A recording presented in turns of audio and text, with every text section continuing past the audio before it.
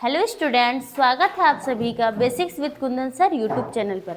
आज मैं आप लोगों को क्लास 11 का एक पोएम फादर टू सन का एमसीक्यू कराऊंगी। देखिए, फादर टू सन पोएम है, उसमें जो है फादर वो बहुत ज़्यादा अनहैप्पी है क्योंकि उनके जो सन वो बिल्कुल फादर से अच्छे से बात नहीं करते हैं। एक ही घर में रह तो रहे हैं लेकिन ऐसा लगता है जैसे वे लोग एक दूसरे से बहुत अलग, बहुत दूर रह रहे हैं। तो देखिए, चलिए हम लोग देखते हैं कि इसमें क्या क्या क्वेश्चंस हैं। फादर टू सन, ठीक है। इसका पहला नंबर क्वेश्चन है, who is the poet of the poem father to sun.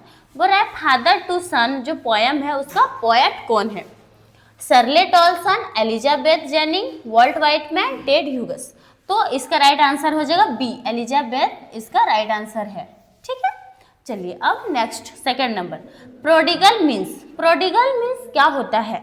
Brave बहादुर, बैड मीन्स बुरा, एक्स्ट्रावेजेंट मतलब जो फिजूल खर्च करता है, एक्स्ट्रा खर्च करता है, या सेल्फिश स्वार्थी। तो प्रोडिगल मीन्स होता है एक्स्ट्रावेजेंट, मतलब इसमें जो सन है वो बिल्कुल एक्स्ट्रावेजेंट है।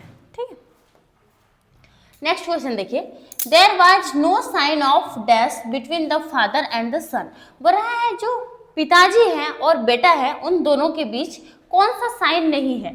Understanding, misunderstanding, both A and B, none of these. दोनों के बीच अंडरस्टैंडिंग नहीं है या फिर मिसअंडरस्टैंडिंग नहीं है, दोनों या नन ऑफ दीज। तो उन दोनों के बीच बिल्कुल भी अंडरस्टैंडिंग नहीं है, वे लोग दोनों एक दूसरे से अलग हैं। ठीक है, 4 number question, who says we both must live on the same globe. ऐसा कौन कह रहा है कि हम लोग दोनों एक ही ग्लोब में रह रहे हैं। The son, the father, both and B, none of these.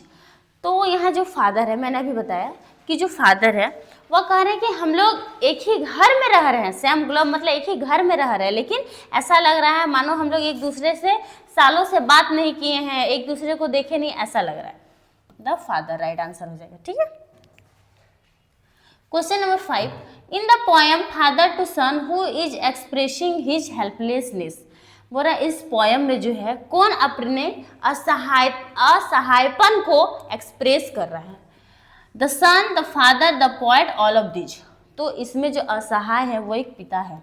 कौन है? पिता है, क्योंकि जो बेटा है वो पिता का कुछ बात नहीं मानते हैं, आदर नहीं करते हैं, उनके कहे हुए बातों पर नहीं चलते हैं, इसलिए अपने आप को वो क्या बोले हैं, हेल्पलेसनेस। ठीक है, चलिए देखिए 6 number question, why is the father unable to understanding his son.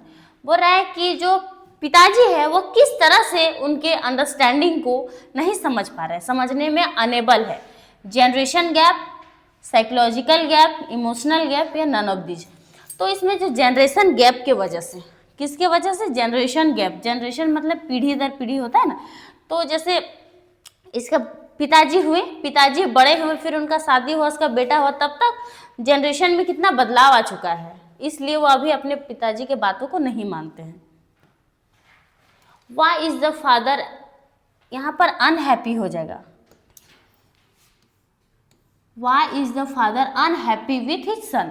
बोल रहे कि पिताजी जो हैं वह अपने बेटे से क्यों क्या है, अनहैप्पी है, मतलब खुश नहीं है। क्यों? Their thinking is totally different. उन लोगों का सोच बिल्कुल अलग है। They are separated.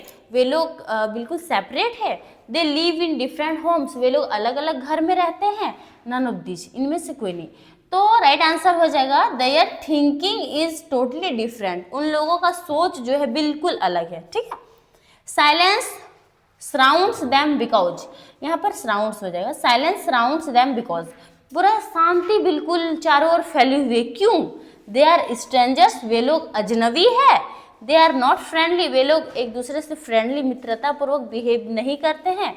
They are not speaking terms, वे लोग बातें नहीं करते हैं। दे आर लाइक एनिमीज, वे लोग दुश्मन की तरह रहते हैं।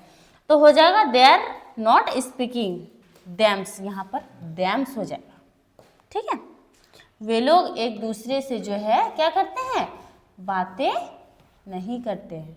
ठीक, अब देखिए the father and the son must extend their hands.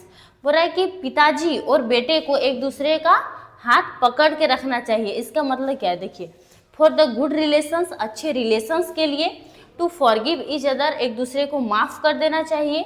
To forget the past हो जाएगा, यहाँ पर क्या हो जाएगा, पास्ट, यानी कि पास्ट को जो है भूल जाना चाहिए। टू लव ईच अदर, या एक दूसरे से प्यार करना चाहिए। तो इसका राइट आंसर क्या हो जाएगा, टू फॉरगिव ईच अदर, मतलब एक दूसरे को माफ़ करके और प्यार से पेश आना चाहिए, है ना। 10 number question, what kind of life the poet wants his son to leave. बोला जो कवि है वह अपने बेटे से किस तरह का जिंदगी चाह रहा है, कि किस तरह का वह जिंदगी जिए। कोऑर्डिनेट लाइफ, बोला है कि कोऑर्डिनेट, एक दूसरे का सहायता करते हुए। बेटर रिलेशनशिप, अच्छा रिश्ता। पीसफुल लाइफ, शांति जीवन। नन ऑफ दीज, या फिर इनमें से कोई नहीं। तो जो पोएट है वह चाह रहे हैं कि what kind of life the poet wants his son to live, जो पोएट है वह चाह रहे हैं कि मेरा बेटा जो बिल्कुल पीसफुल लाइफ जिए, बिल्कुल शांति जीवन जिए, ठीक है। Next question, in the poem father to son the father is ready to. बोला इस पोएम में जो फादर है वह किस लिए रेडी है, फॉरगेट हिम, सबको मतलब अपने बेटे को भुलाने के लिए। फॉरगिव हिम, उसको माफ़ करने के लिए। लिव विथ हिम, उसके साथ रहने के लिए। या फाइट विथ हिम, उससे झगड़ा करने के लिए। तो राइट आंसर हो जाएगा फॉरगिव हिम, उसको माफ़ करने के लिए बिल्कुल तैयार है। Next question, we speak like stranger means, हम लोग बिल्कुल अजनबी की तरह बातें करते हैं, इसका मतलब क्या है। No complete understanding, no sharing, no common thinking, none of this. देखिए नो कंप्लीट अंडरस्टैंडिंग मतलब हम लोगों के बीच बिल्कुल भी अंडरस्टैंडिंग नहीं है, ठीक है ना। नो शेयरिंग मतलब हम लोग एक दूसरे से कुछ भी शेयर नहीं करते हैं। नो कॉमन थिंकिंग यानी एक जैसा हम लोग का सोच नहीं है। नन ऑफ दिस, या इनमें से कोई नहीं। तो इसका राइट आंसर हो जाएगा नो कंप्लीट अंडरस्टैंडिंग, इन लोगों के बीच बिल्कुल थोड़ा सा भी अंडरस्टैंडिंग नहीं है, ठीक है। 30 नंबर और last question, according to the poem father to son who have lived in the same house for years. बोल रहा है कि इस पोएम में कौन बहुत सालों से एक ही घर पर रह रहे हैं। Father and the mother, father and the son, son and the daughter, father and the daughter.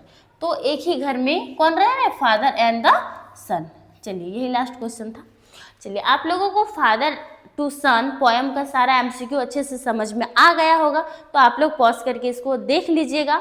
और एग्जाम में यही सब क्वेश्चंस पूछते हैं, इससे बाहर कुछ भी नहीं पूछेगा। अगर आप लोग अच्छे से एक बार वीडियो को देख लीजिएगा तो आप लोग एग्जाम में अगर इस पोएम से क्वेश्चंस आएंगे तो लिख सकिएगा। मैं आप लोगों के लिए क्लास 11 का हर एक चैप्टर पोएम का एमसीक्यू लेकर आऊँगी और ग्रामर से भी क्वेश्चंस लेकर आऊँगी। अभी से एग्जाम तक आप लोगों का 40 मार्क्स का तैयारी कराऊँगी। Thank you.